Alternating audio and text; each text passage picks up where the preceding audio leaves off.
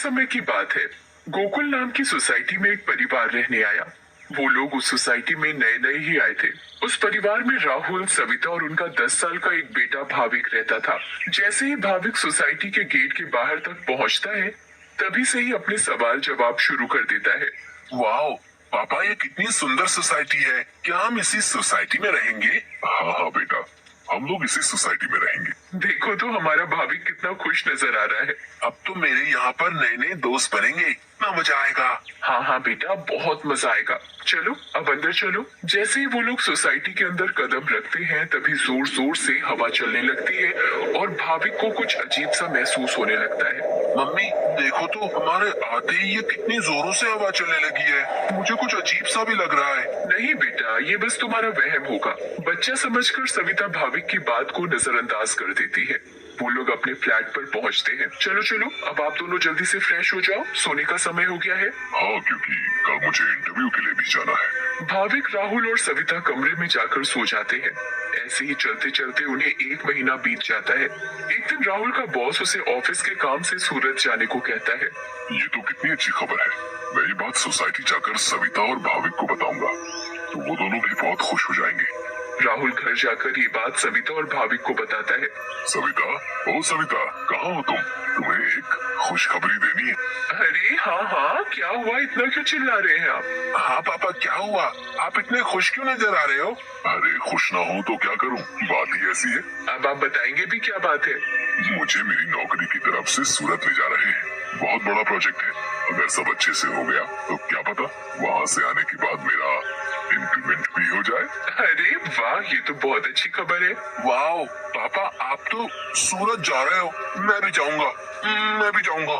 बेटा, मैं तुम्हें अपने साथ नहीं ले जा सकता। और सविता, तुम मेरा सामान पैक कर दो। मुझे आज ही रात 12 बजे तक निकलना है। मैं बस कुछ ही दिनों के लिए जा रहा हूँ। सविता राहुल का सामान पैक कर देती है और राहुल उसी रात 12 बजे सूरत के लिए निकल जाता है। चलो भाविक, अब तुम भी जल्दी से दूध पीकर कमरे में सोने चलो। ठीक है मम्मी। सविता और भाविक अपने कमरे में चले जाते हैं। सविता तो सो जाती है, मगर भाविक को नींद नहीं आती। बहुत तेज बारिश होने लगती है। भाविक बालकनी में जाकर खड़ा हो जाता है और बारिश के मजे लेने लगता है। वाह, कितना सुंदर नजारा है। भाविक की नजर अचानक सामने वाले फ्लैट पर पड़ती है, तो वहाँ एक मोमबत्ती जल रही होती है। ये क्या है? ये सामने से कैसी रोशनी दिखाई दे रही है? ऐसा लग रहा है जैसे कोई मोमबत्ती जली हुई हो। मगर जब से हम यहाँ आए हैं, तब से तो ये फ्लैट बंद पड़ा है। भाविक को फिर अचानक से एक औरत चलती हुई दिखती है। अरे ये औरत कौन है?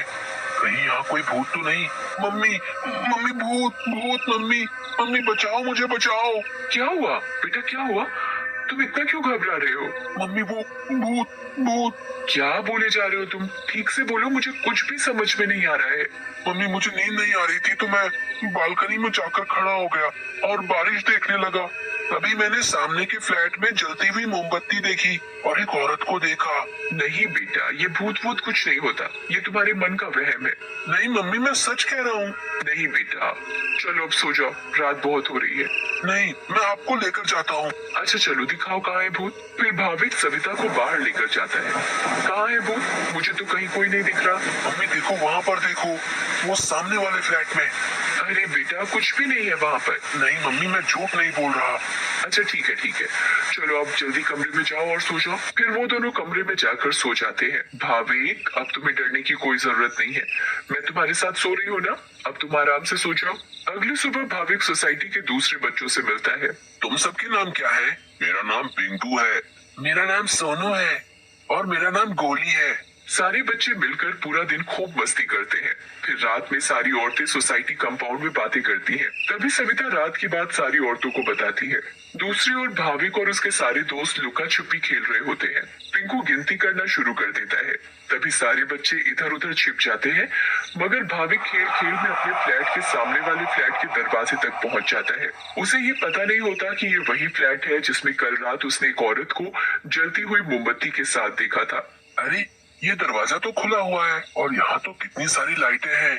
चलो अब मैं जल्दी से इस घर में छिप जाता हूँ ताकि मुझे कोई ढूंढ ही ना पाए। वो जगह ठीक है, मैं उस कमरे में जाकर छिप जाता हूँ। भाविक जैसे ही उस फ्लैट के कमरे की ओर जाने लगता है, वैसे ही बाहर की सारी लाइट्स लुक लुक होने लगती हैं। ये क्या हो रहा है यहाँ पर? अचानक ये लाइटें लुप लुप कैसे होने लगी? भाविक इधर उधर देखने लगता है। तभी भाविक की नजर दरवाजे के ऊपर पड़ती है। दरवाजे के ऊपर क्या लिखा हुआ है? भूत, मम्मी मम्मी बचाओ बचाओ। भाविक चिल्लाते हुए सोसाइटी कंपाउंड में जा पहुंचता है। अरे, ये आवाज तो भाविक की लग रही है। ये तो भाविक की ही आवाज है। भाविक की आवाज सुनकर सारी औरतें और आदमी कंपाउंड में जमा हो जाते हैं। तभी वो देखते हैं कि सामने से भाविक भागते भागते चला आ रहा है।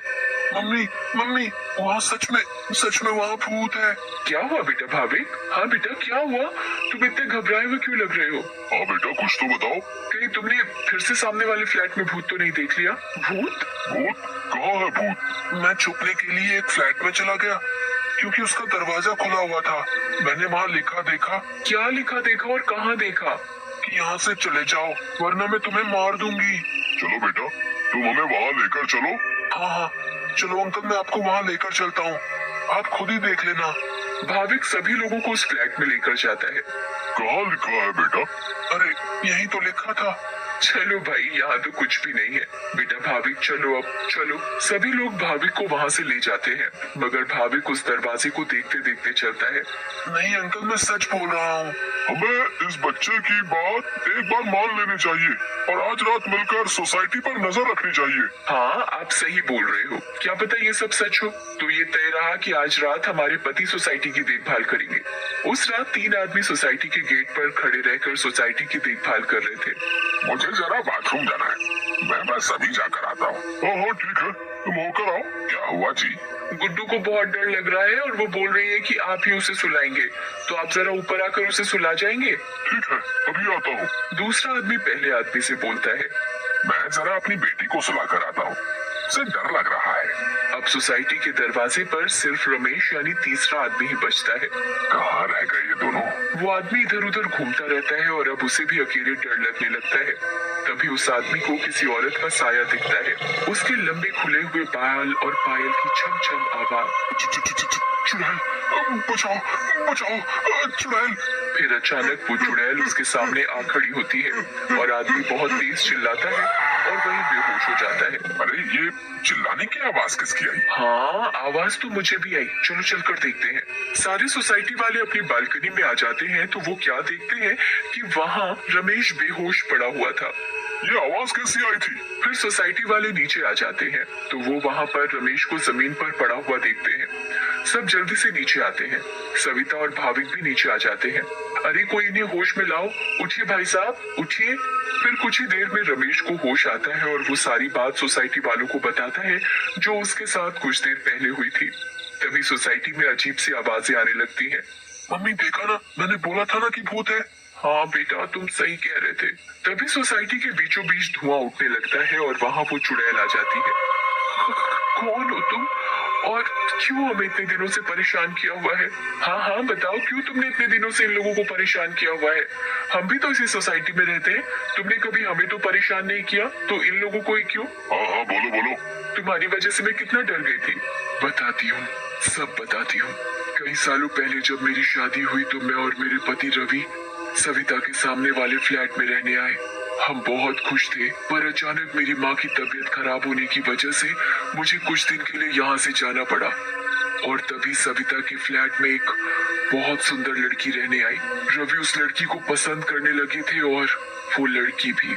उस लड़की को ये बात नहीं पता थी कि रवि शादीशुदा है। मैं जब वापस आई और मुझे ये सब पता लगा तो मैंने रवि को समझाने की बहुत कोशिश की, बहुत लड़ाई की, पर वो नहीं माने।